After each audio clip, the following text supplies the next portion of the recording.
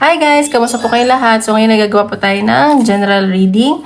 So tingnan natin kung anong makikita natin. Paalala lang po, hindi po lahat ay makaka-resonate. So take what resonate and leave what doesn't. At don't forget to hit like and subscribe para po updated kayo sa videos na i-upload natin. And kung gusto mo po private reading, message nyo lang ako sa Facebook, nasa description box below. Okay? So ngayon po tayo sa Virgo, sa mga earth signs. Virgo, Sun, Moon, and Rising in Venus sign. Anong paparating sa mga Virgo? Sun, Moon, Rising in Venus sign. Mga Virgo, Sun, Moon, Rising, and Venus sign.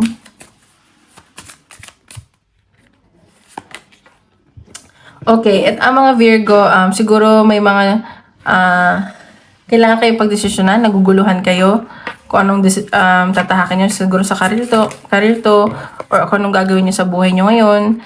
May mga pinagpipilian kayo na kung magre-resign ba kayo o hindi, or maraming offer na paparating sa inyo. At nahihirapan kayo pumili, pero kailangan nyo pumili. Saan ba talaga? And sa nakita ko, parang gagamitin nyo yung, logical, ganun. Tingnan pa natin. Pating sa mga Virgo, Sun, Moon, Rising, and Venus sign. Virgo, Sun, Moon, Rising, Venus sign. Okay, ayan. So, yung mga Virgo dito, iniisip nila baka kinakarma sila. And sa nakikita ko, parang may mga hindi sigurado dito. Yun nga, nag-aalangan. And nakikita ko na ang Virgo, hinahanap lang nila is growth. And nag-aalala din kayo sa growth ninyo.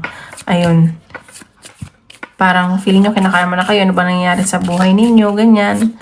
Siguro kulang kayo sa dasal or faith, ganun. Kung naniniwala man kayo, magpakabait na daw kayo.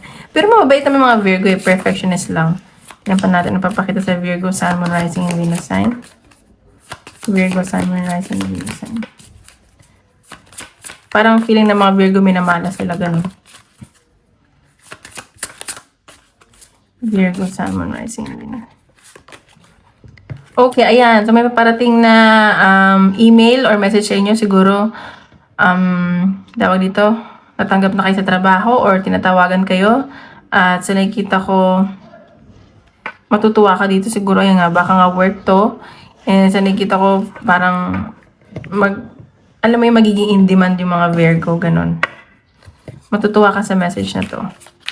Tingnan pa natin. Makakatulong to sa growth mo. Ayan. Tignan pa natin. Ano pa parating sa mga Virgo?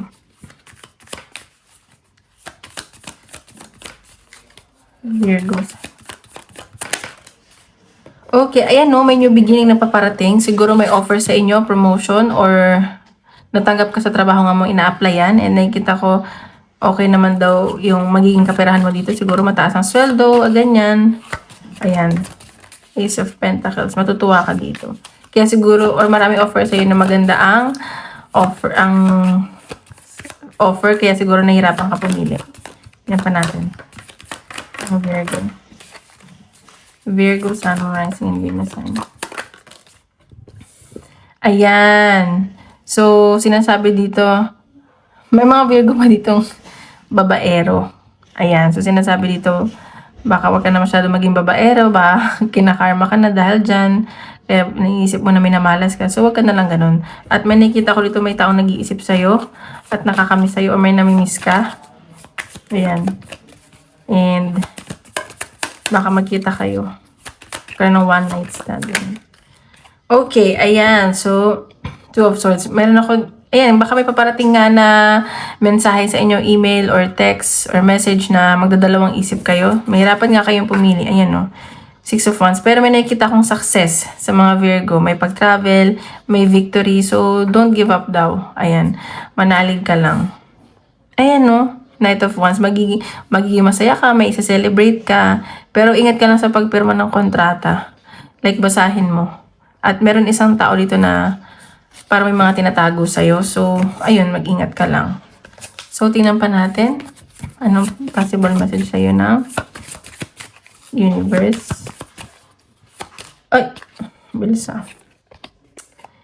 Your spirits and guides are helping manifest your desire. So, ayan. So, huwag ka daw mag-alala kasi divinely guided ka. At yung mga spirits or angels mo, like, tinutulungan ka nila matupad ang mga pangarap mo. Ayan. So, huwag ka na daw malungkot. Ayan, oh, this situation will be victorious. So, marami pang mangyari sa'yo. Maganda, may mga success pa. Ayan, oh, be ready to receive. Ang ganda naman. So, ayan, mga Virgo, maging positive lang kayo. Tingnan pa natin ang possible message ng universe.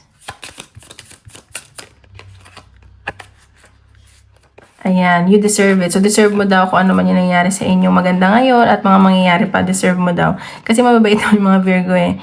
And siguro tanggalin, it's not aligned with your values and purpose. So, yung mga masasamang bisyo, tanggalin mo na. Huwag ka na masyadong magbibisyo. Yun siguro yung, di ba sabi nga nila, pag gumagawa ka ng masama, parang kinakarma or ano ba to? Minamalas ka. So, ayun, iwasan mo na lang siguro, maging mabait ka na lang. Always choose to be kind, sabi nga nila. Kasi it doesn't cost anything. Ayan. So, tingnan pa natin advice ni universe sa mga Virgo. Advice ni universe sa mga Virgo.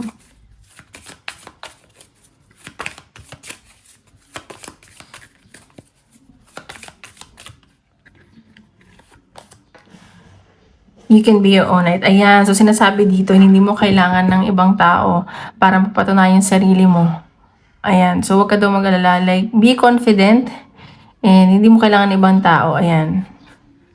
Kasi, kaya mong pagtanggal yung sarili mo. Kaya mong gawin yung mga bagay yung mga bagay ng mag-isa. Ayan, no, slay them all. Patunayan mo mga taong hindi naniniwala sa'yo na kaya mo at magiging successful ka. Huwag mong hayaan malamaliitin ka lang nila. Ayan o, may mga nagmamaliit sa'yo dito. So, ayan o, endings are inevitable. So, ayan. Pag may endings, may new beginning. Kaya, be confident, okay? So, ayan lang po. Maraming salamat.